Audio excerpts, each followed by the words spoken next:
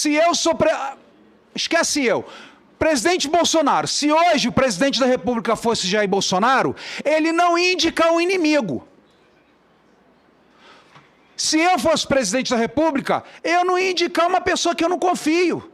E eu não posso jogar pedra porque o presidente Bolsonaro indicou André Mendonça, que ele confiava e que tinha uma amizade próxima. Quantas vezes comemos peixe, fizemos eventos, era próximo da primeira-dama e não podemos ser hipócritas e eu não vou ser. Tampouco o ministro Cássio Nunes. Então, presidente Lula tem a sua prerrogativa constitucional em indicar o senhor. Fiquei muito honrado com a indicação do presidente Luiz Inácio Lula da Silva. Ao longo dos últimos anos, eu tive a oportunidade de conviver com o presidente Lula, de compreender a sua visão sobre os papéis institucionais da República, inclusive a sua visão sobre o papel do magistrado. Eu estabeleci com ele, evidentemente, uma relação e ele pôde ver o meu trabalho jurídico ao longo dos últimos anos. Eu participei intensamente da sua defesa técnica, eu fui até o fim e tive reconhecida, né, a anulação dos seus processos e a absolvição em outros. Então, eu acredito, eminente senador veneziano, que eu estou aqui hoje indicado pelo presidente Lula pelo fato dele ter conhecido o meu trabalho jurídico, ter conhecido a minha carreira na advocacia e por ter a certeza de que eu, uma vez nomeado e aprovado por esta casa, vou me guiar exclusivamente pela Constituição e pelas leis, sem qualquer tipo de subordinação a quem quer que seja. Então, na minha visão, e acredito que é a visão também do presidente da República que me indicou, um ministro do Supremo Tribunal Federal só pode estar subordinado à Constituição da República. Então, eu me sinto absolutamente na condição de exercer esse honroso cargo, de atuar com imparcialidade. Aliás, uma das marcas da minha carreira, da minha atuação jurídica, foi exatamente a busca da imparcialidade nos julgamentos em que participei. Então, a questão da imparcialidade, para mim, ela é fundamental e é um elemento estruturante da própria justiça.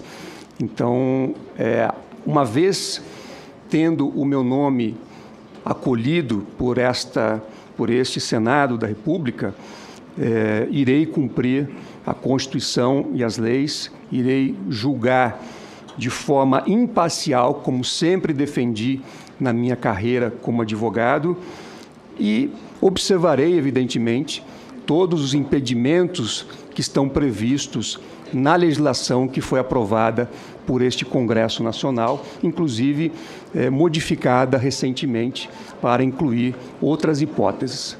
E se esta Casa me der a honra de aprovar o meu nome para ser ministro do Supremo Tribunal Federal, tomarei na minha conduta, né, todas as providências e moldarei a minha convicção ao julgar, sempre levando em conta os limites previstos na Constituição da República. A questão das decisões monocráticas, ela, evidentemente que o Supremo Tribunal Federal é um tribunal composto por 11 ministros e que, em regra, julga de forma colegiada. Agora, a própria legislação aprovada por este Congresso Nacional prevê a possibilidade de decisões monocráticas. E assim o faz, estabelecendo os requisitos necessários para que decisões monocráticas sejam proferidas. Em especial, a plausibilidade do direito que está sendo afirmado na petição inicial e a urgência, eventualmente, da medida que está sendo requerida. Então, a lei também prevê as hipóteses em que as decisões monocráticas possam vir a ser proferidas por um ministro da Suprema Corte. Evidentemente que todas as decisões monocráticas, elas estão sujeitas também ao julgamento colegiado. Elas são submetidas ao crivo do colegiado, ao crivo dos demais integrantes da Corte. E nessa linha, eu acho que é importante enaltecer uma providência adotada pela excelentíssima senhora ministra Rosa Weber, recentemente, a Resolução 58 de 2022, que estabelece regras para julgamento de processos pelo colegiado logo após a concessão de medidas liminares. E também prevê prazos para que os julgamentos sejam retomados a partir de pedidos de vista que, eventualmente, sejam formulados pelos integrantes da Corte. Então, eu acho que, em suma, o Supremo é um órgão colegiado, as leis aprovadas por este Congresso prevêem a possibilidade de decisões monocráticas, atendendo a requisitos específicos, mas essas decisões monocráticas sempre estarão sujeitas ao crivo do colegiado, ao crivo dos demais ministros da Corte. E há medidas que vêm sendo adotadas e que eu conheço pelo tribunal, a fim de permitir que esse julgamento colegiado seja realizado em menor espaço de tempo, inclusive para dar à sociedade uma resposta do tribunal em menor espaço de tempo. Em relação à minha indicação, eu já disse aqui na minha exposição inicial às senhoras senadores e aos senhores senadores, a questão da repercussão da opinião pública nos processos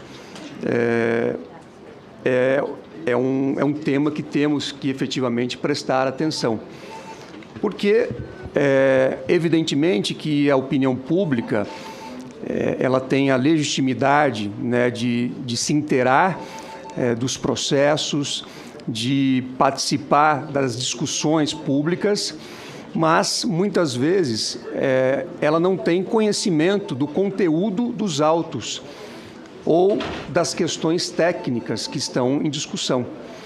Então, é preciso, efetivamente, ter muito cuidado para que a voz da opinião pública não seja uma voz determinante no julgamento de um processo ou de uma causa.